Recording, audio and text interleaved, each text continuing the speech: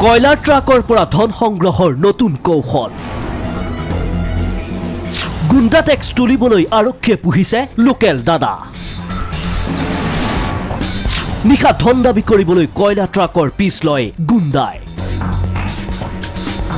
এবাৰ টিয়কত আৰম্ভ কয়লাৰ সিন্ডিকেট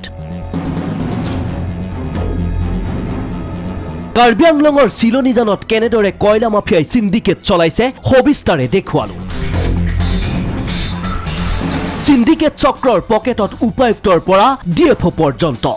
আজি দেখুৱাম সিন্ডিকেটৰ হৈতে বুজাবুজি নকৰিলে কয়লাৰ ব্যৱসায় কৰাটো যে অসম্ভৱ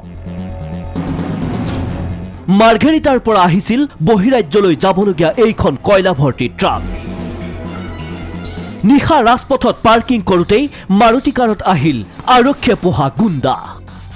প্ৰতিখন ট্ৰাকৰ পৰা 5000 কৈ এন্ট্ৰি ফিজ দাবী গুণ্ডাৰ सुबह 5 बजे आके यहाँ सोए हुए थे फिर सुबह एक आया मारुति वाला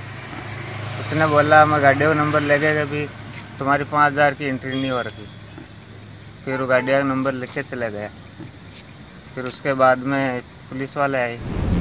চালক অমান্তি হল গুণ্ডা টেক্স দিবলৈ ইয়াৰ পিছতেই আহি গল টিয়ক আৰক্ষী আৰু দেখুৱালে 101টা অনিয়মৰ অজুহাত